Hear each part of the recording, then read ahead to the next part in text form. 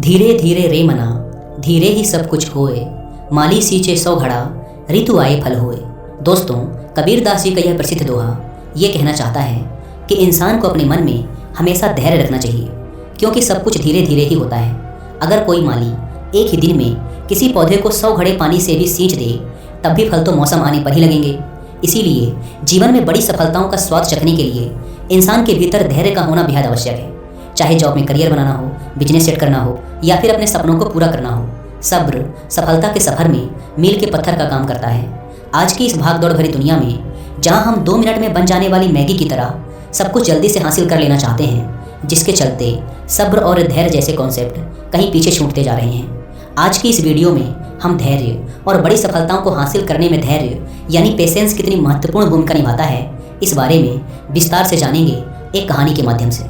एक बार एक व्यक्ति एक महात्मा जी के पास जाता है और उनसे कहता है, मुनिवर, मेरे साथ एक बहुत बड़ी समस्या है कि मैं किसी एक लक्ष्य पर लंबे समय तक टिक ही नहीं पाता हूँ। मैं अक्सर उत्साह में आकर अपने लिए कोई एक लक्ष्य निर्धारित कर लेता हूँ और कुछ समय तक उस पर काम भी करता हूँ, लेकिन कुछ समय पश्चात जब मुझे मनचाहे परिणाम नहीं मिलते तो मेरा मन उस काम से उबने लगता है, भटकने लगता है। फिर मैं उस काम को छोड़कर किसी दूसरे काम को अपना लक्ष्य बना लेता हूँ और फिर उस लक्ष्य के साथ भी यही होता है। जब मुझे उसमें भी अपने मनचाहे परिणाम नहीं मिलते तो मैं उसे भी छोड़ देता हूँ और किसी तीसरे काम को अपना लक्ष्य बना लेता हूँ, और सालों से मेरे साथ यही होता आ रहा है। मुझे ये भी पता है कि अपने बार बार लक्ष्य बदलने की आदत की वजह से ही मैं आज तक किसी भी काम में सफल नहीं हो पाया हूँ, लेकिन मैं क्या करूँ, बहुत प्रयास करने के बाद भी मैं अपनी इस आदत को छोड़ नहीं पा रहा हूँ। मुनिवर, मैं आपके पास बड़ी उम्मीद लेकर आया हूँ। कृपया मुझे कोई ऐसा तरीका बताएं जिससे मैं अपनी इस आदत को छोड़कर एक लक्ष्य पर तब तक टिका रह सकूं जब तक मैं उस लक्ष्य को हासिल न कर लूं। महात्मा जी ने उस व्यक्ति की बात पूरे ध्यान से सुनी और फिर कहना शुरू किया, सब्र का फल मीठा होता है। ये प्रसिद्ध मुहावरा तो तुमने सुना ही होगा, जिसका अर्थ है धैर्य के साथ काम करने से परिणाम अच्छे मिलते हैं। लेकिन ये जरूरी तो नहीं कि परिणाम हर बार हमारी उम्मीद के अनुसार और अच्छे ही हों। बहुत बार ऐसा होता है कि हमारी सारी कोशिशों के बावजूद कुछ न कुछ कमी रह जाती है और परिणाम हमारी उम्मीदों को पूरा नहीं करता। ऐसी स्थिति में ज़्यादातर लोग अपना धैर्य खो देते हैं, जबकि ऐसे समय में ही इंसान के धैर्य की असली परख होती है।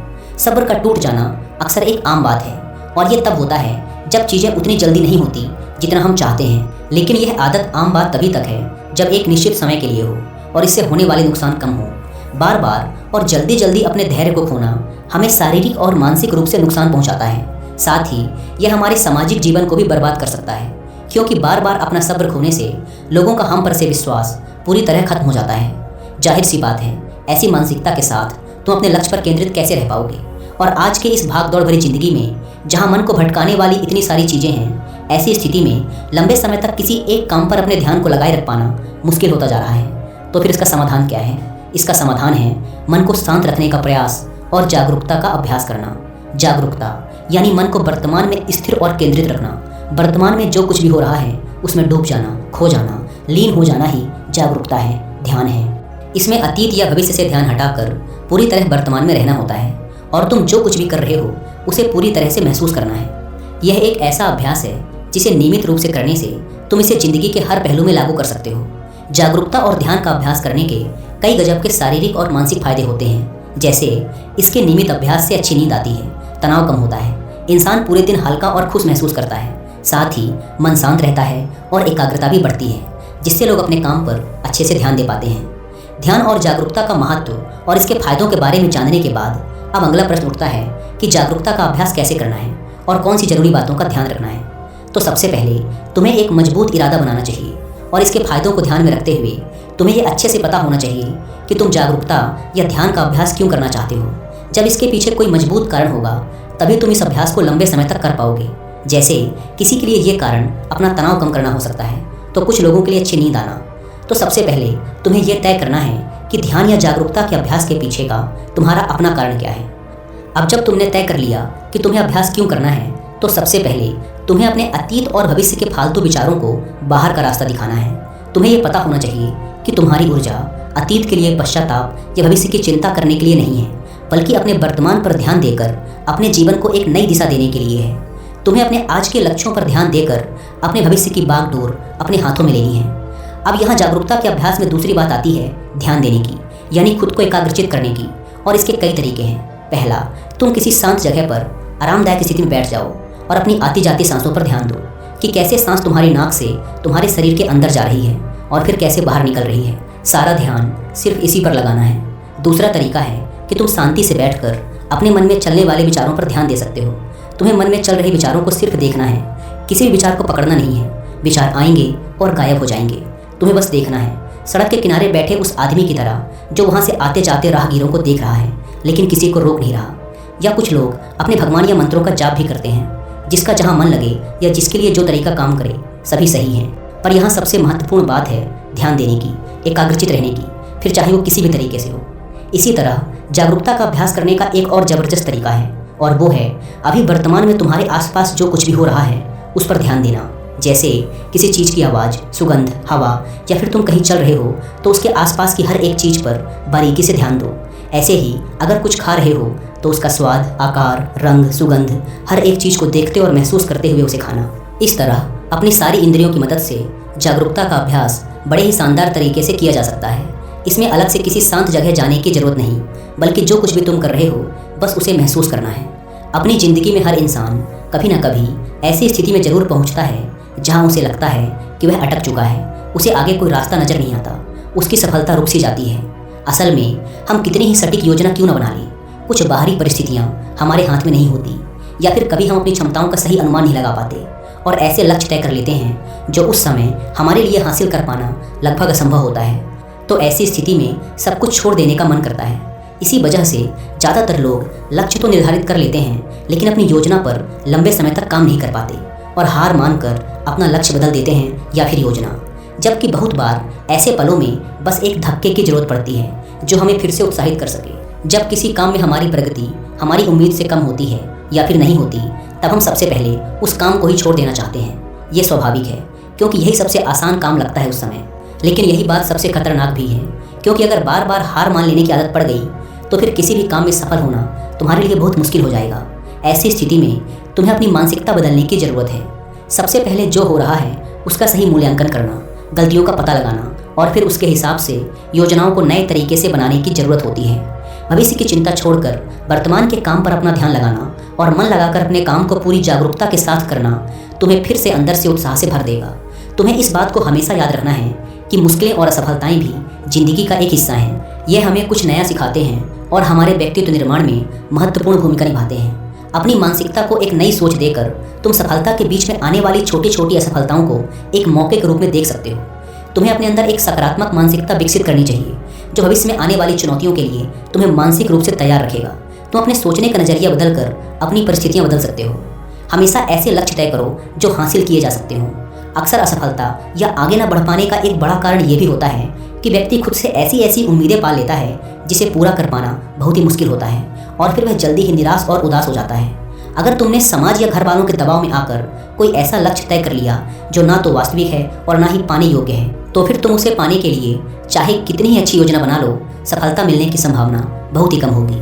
हम अपने आसपास देखते हैं कि लोग सालों साल अवास्तविक लक्ष्य बनाकर उसके पीछे बर्बाद कर देते हैं और आखिरकार एक दिन थक कर हार मान लेते हैं। जबकि अगर सही योजना और कड़ी मेहनत के बाद भी तुम्हें उचित परिणाम नहीं मिल रहे हैं, तो फिर तुम्हें अपने लक्ष्य में कुछ बदलाव करने की ज़रूरत है और ऐसा करने से तुम किसी से कमतर नहीं हो जाते। हम सब अलग हैं, हमारे अंदर अलग अलग विशेषताएं हैं, हमारी सोच अलग है, हमारी परिस्थितियां अलग थी, हमारे सपने अलग हैं। इसीलिए किसी की देखा देखी, किसी की नकल ना करके, किसी के दबाव में ना आकर तुम अपने लिए वो लक्ष्य बनाओ जो तुम्हारे लिए सबसे सही हो। तभी तुम अपना सर्वश्रेष्ठ प्रदर्शन कर सकते हो और इसमें सफल होने की सबसे ज़्यादा संभावना भी है। जब लोगों को उम्मीद के अनुसार परिणाम नहीं मिलते तो वो भूल जाते हैं कि उन्होंने ये लक्ष्य क्यों बनाया था। अपने लक्ष्य हासिल करने के लिए जब हम योजना बनाते हैं तो इसके पीछे दो प्रमुख कारण होते हैं, एक आंतरिक और दूसरा बाहरी। जब किसी भी काम में प्रगति धीमी पड़ जाए या तुम्हारा आगे उस काम को करने का मन ना करे या फिर तुम हार मान लो कि अब मुझसे नहीं होगा, ऐसी स्थिति में तुम्हें अपने क्यों को याद करना है कि तुमने ये लक्ष्य क्यों बनाया था।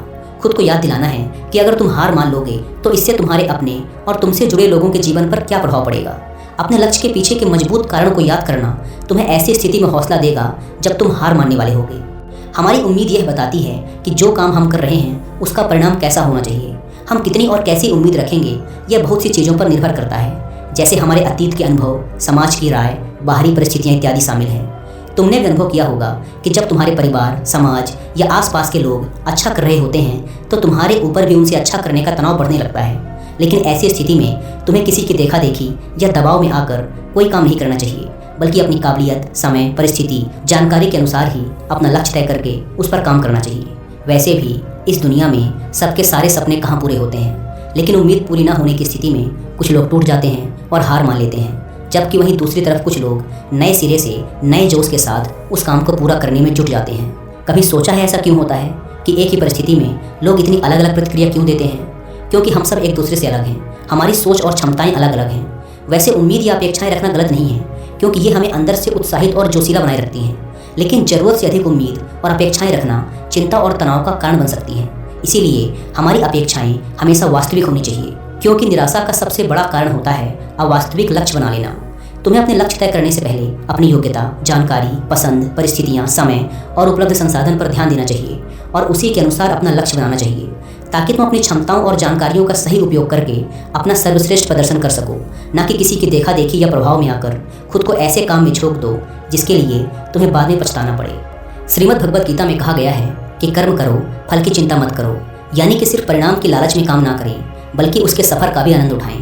परिणाम मिलने में समय लगता है और बहुत बार वो हमारी उम्मीदों से मेल नहीं खाता, लेकिन जब हम उस काम की प्रक्रिया में खुशी महसूस करना शुरू कर देते हैं, तब हम अपना सर्वश्रेष्ठ कर रहे होते हैं। फिर वह काम हमारे लिए काम नहीं, बल्कि आनंद का स्रोत बन जाता है। सफलता की राह पर अक्सर उतार चढ़ाव आते ही रहते हैं, बहुत सी मुश्किलों और चुनौतियों का सामना करना पड़ता है। इसी तरह बहुत बार परिणाम तुम्हारी सोच के बिल्कुल विपरीत होगा, लेकिन अगर तुम्हें उस काम को करने में ही आनंद आ रहा है, तो तुम उदास और हताश होने से बच जाओगे। कहते हैं कि जिंदगी का क्या भरोसा, कब किस मोड़ पे ले आए।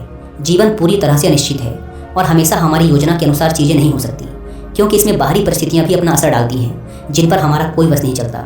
इसीलिए ज़रूरी है कि हमारी उम्मीदों में थोड़ा लचीलापन हो। हमें किसी भी तरह के अनचाहे परिणाम के लिए हमेशा मानसिक रूप से तैयार रहना चाहिए। इससे अचानक परिस्थितियाँ बदलने पर व्यक्ति को सदमा नहीं लगता और वो सकारात्मक सोच के साथ आगे आने वाली चुनौतियों का डटकर सामना कर सकता है। धैर्य टूटने और निराशा में डूबने का अगला सबसे बड़ा कारण है दूसरों से अपनी तुलना करना। क्या चीते की रफ्तार की तुलना हाथी की चाल से करके इन दोनों में से किसी एक को दूसरे से कम समझना सही है? क्या शेर और मगरमच्छ की तुलना की जा सकती है? ये दोनों ही अपने क्षेत्र के धुरंधर हैं। ऐसे ही हम सब भी एक दूसरे से अलग हैं, हमारा व्यक्तित्व अलग है। इसीलिए तुलना किसी भी प्रकार से फायदेमंद नहीं होती। हर किसी का अतीत अलग था, परिस्थितियाँ अलग थी, परवरिश अलग थी। दूसरों से बेवजह की तुलना करना हमें तनाव में डाल सकता है, जो हमारे काम और स्वास्थ्य दोनों के लिए सही नहीं है। इसीलिए दूसरों से अपनी तुलना करने की बजाय अपने काम पर ध्यान लगाओ। लक्ष्य हासिल करने की दिशा में मनचाहे परिणाम ना मिलने पर कभी खुद को दोष मत दो। खुद के प्रति ज़्यादा कठोर होना भी सही नहीं है, क्योंकि लगातार खुद को दोष देते रहने से हालात तो बदलेंगे नहीं, बल्कि तुम्हारा आत्मविश्वास और आत्मसम्मान बुरी तरह से प्रभावित होगा, जिसका परिणाम ये होगा कि तुम फिर नए तरीके से शुरुआत करने में खुद को बेबस महसूस करोगे। कहते हैं जैसा इंसान सोचता है एक दिन वैसा ही बन जाता है।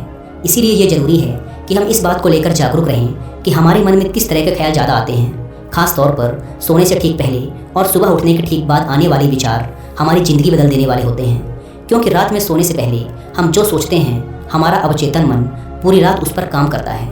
कबीर दास जी ने एक बार कहा था कि निंदक नीरे राखिए, आंगन कुटी छबाए, बिन पानी साबुन बिना निर्मल करे सुभाए। यानी हमें अपने आसपास ऐसे लोग जरूर रखने चाहिए जो बिना किसी डर, संकोच और लाग लपेट के पूरी ईमानदारी से हमें हमारी गलतियों और कमजोरियों के बारे में बता सकें। लेकिन इसमें ध्यान देने वाली बात यह है कि वो हमारे शुभ चिंतक होने चाहिए, हमें सही से समझने चाहिए, क्योंकि सिर्फ तारीफ करके अपना काम निकलवाने वाले लोग हमें गलत रास्ता दिखा सकते हैं, वहीं सिर्फ कमियां ढूंढने वाले लोग हमें निरुत्साहित कर सकते हैं। हमें सही लोगों की पहचान करनी आनी चाहिए। जिस तरह से तुम अपनी तारीफ को खुले दिल से स्वीकार करते हो, उसी तरह अपनी आलोचनाओं को भी स्वीकार करना सीखना होगा। तभी तुम खुद को बेहतर बना पाओगे और अपने लक्ष्य को हासिल कर पाओगे। जीवन में मुश्किलें या चुनौतियां आने पर सबसे पहले वही लोग अपना धैर्य खोते हैं जिनका मन अशांत और बेचैन होता है, यानी जिनके मन और शरीर के बीच का तालमेल ठीक नहीं होता। तो अगर लोग अपने मन और शरीर के बीच ठीक से तालमेल बैठाना सीख लें, यानी खुद को शांत रखना सीख लें, तो वो ज़्यादा धैर्य और आत्मविश्वास के साथ आने वाली चुनौतियों का सामना कर सकते हैं। तो अब प्रश्न उठता है कि शरीर और मन के बीच संतुलन कैसे बनाया जाए। तो ऐसा करने के बहुत से तरीके हैं, जैसे हर सुबह ध्यान का अभ्यास करना, गहरी सांसें लेना, जागरूकता का अभ्यास करना, प्रकृति के साथ जुड़ना, योग और प्राणायाम जैसे अभ्यासों को अपने जीवन का हिस्सा बनाना इत्यादि। एक और चीज़ जो व्यक्ति को ज़्यादा धैर्यवान और खुशहाल बनाती है वो है आभार व्यक्त करना। जब इंसान का पूरा ध्यान उस चीज़ पर होता है जो उसके पास नहीं है, तो यह बात उसके अंदर बेचैनी पैदा करती है। फिर वह इस बेचैनी में आकर अपना धैर्य खो देता है और ऐसे निर्णय लेने लगता है जो उसे असफलता की ओर ले जाते हैं। फिर यह असफलता उसे और बेचैन कर देती है। और फिर इस तरीके से यह एक चक्र बन जाता है जिस पर व्यक्ति उलझकर रह जाता है। आभार व्यक्त करना एक ऐसा अभ्यास है जिसमें हम जानबूझकर जिंदगी में होने वाली अच्छी चीज़ों पर ध्यान देते हैं और उसके लिए खुशी महसूस करते हैं। हमें हर दिन थोड़ा समय निकालकर हर उस छोटी से छोटी चीज़ के लिए भी आभार प्रकट करना चाहिए जिसने हमारे जीवन को खुशहाल, समृद्ध और आसान बनाया है। धन्यवाद अदा करने का यह अभ्यास हमारी मानसिकता को बदलकर हमारे अंदर धैर्य विकसित करने में एक महत्वपूर्ण भूमिका निभाता है। अगली चीज़ जो इंसान के अंदर धैर्य विकसित करती है वो है अपने समय का सही उपयोग करना। तुमने देखा होगा कि कुछ लोग अक्सर समय की कमी का रोना रोते रहते हैं, जबकि यह सबके पास एक बराबर है। दिन के 24 घंटे और हफ्ते के 7 दिन। इसी समय का सही उपयोग करके कुछ लोग बहुत बड़ी सफलता हासिल कर लेते हैं, तो कुछ लोग ठीक से अपने दिन का काम भी खत्म नहीं कर पाते। इन दोनों ही प्रकार के लोगों में सिर्फ एक ही फर्क है और वो है अपने समय का सही उपयोग करना। समय का सही उपयोग करने की दिशा में पहला कदम है अपनी प्राथमिकताएं तय करना, यानी उन कामों को निश्चित करना जो हमारे लिए सबसे ज़्यादा जरूरी हैं। फिर उन्हें पूरा करने की योजना बनाकर एक समय सीमा तय करना। काम पूरा करने की समय सीमा निश्चित करना जरूरी है क्योंकि यही हमें अनुशासित रखती है, वरना टाल मटोल करना तो इंसानी स्वभाव है। अपने दूर के बड़े लक्ष्यों को तय करने के बाद उनको पूरा करने की योजना को दिन, हफ्ते और महीनों में बांटना भी जरूरी है क्योंकि यह हमारे काम को बहुत आसान बना देता है। जब इंसान के पास अपने काम को पूरा करने की एक अच्छी योजना होती है तो फिर फालतू के कामों में अपना समय बर्बाद करना भी कम हो जाता है और हम अनुशासित बने रहते हैं। कभी कभी ऐसा होता है कि हमने लक्ष्य भी बना लिया, योजना भी बना ली, दिन, हफ्ते और महीनों में उसे तोड़ भी लिया, लेकिन कभी कोई मेहमान आ गया या फिर किसी दोस्त ने कभी कहीं जाने की बात कर दी तो हमारी सारी योजना ही खराब हो जाती है। लेकिन अगर ज़्यादा ज़रूरी नहीं है तो फिर ऐसी स्थिति में हमें ना कहना भी आना चाहिए क्योंकि हर समय हर किसी के लिए उपस्थित रहना हमें हमारे लक्ष्य से भटका देता है। लेकिन ज़्यादातर लोगों के लिए ना कह पाना बहुत मुश्किल होता है। कुछ लोग तरह तरह के बहाने बनाते हैं तो कुछ लोग नज़रअंदाज करके बचने की कोशिश करते हैं, लेकिन यह एक सही तरीका नहीं है। हमें अपने काम और स्थिति के बारे में बताते हुए उन्हें मना करने का उचित कारण देना चाहिए।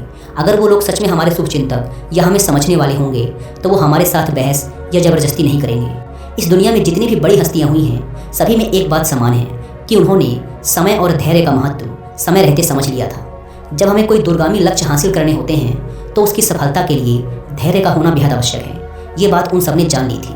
कुछ लोग धैर्य और सब्र को गलत तरीके से समझते हैं। उन्हें लगता है कि हाथ पर हाथ रखकर इंतजार करना ही धैर्य है, जबकि धैर्य एक सतत चलने वाला कर्म है। धैर्य के साथ लगातार परिश्रम करना भी जरूरी है, तभी हम अपना लक्ष्य हासिल कर सकते हैं।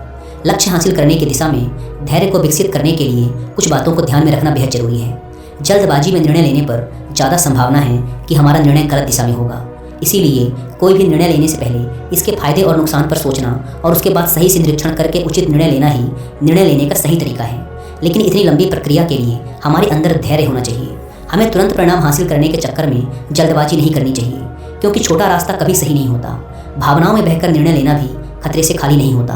अगर धैर्य के साथ सभी उपलब्ध विकल्पों के बारे में अच्छे से जानकारी लेकर अपनी समझ का सही उपयोग करके उसमें से अपने लिए सही निर्णय लेते हैं तो हमारी सफलता की संभावना सबसे ज़्यादा होती है। और जब किसी काम की शुरुआत इस तरीके से होती है तो समझो आधा काम पूरा हो गया। हमें लक्ष्य हासिल करने के लिए लगातार कोशिश करने और एकाग्रचित बने रहने की जरूरत होती है। जब हमें तुरंत परिणाम नहीं मिलता तो भटकाव आसान हो जाता है। कुछ लक्ष्य ऐसे होते हैं जिनके लिए कितना ही प्रयास कर लिया जाए लेकिन उन्हें एक निश्चित समय के बाद ही हासिल किया जा सकता है। लेकिन इतने समय तक लक्ष्य की तरफ केंद्रित रहना आसान काम नहीं। इसके लिए सही योजना, दृढ़ इच्छा शक्ति और धैर्य की जरूरत पड़ती है। धैर्य हमें अनुशासित भी बनाता है और काम के बीच में भटकाव और चिंता से दूर रखता है। तुरंत मिलने वाले परिणाम हमें और जल्दी हासिल करने का लालच देते हैं। इससे होता यह है कि हम जो भी छोटी छोटी सफलता या लक्ष्य हासिल करते हैं उसके लिए खुश होना भूल जाते हैं, जिससे हमारे अंदर उस छोटी सफलता का उत्साह नहीं आ पाता और हम उसी तनावपूर्ण स्थिति में बने रहते हैं जो काम के बीच में होती है। बूंद बूंद से ही सागर बनता है। हर काम के लिए एक निश्चित समय लगता है। बदलता मौसम भी इस बात को सिद्ध करता है। बड़े और महत्वपूर्ण लक्ष्यों को हासिल करने में समय, दृढ़ता और धैर्य लगता है।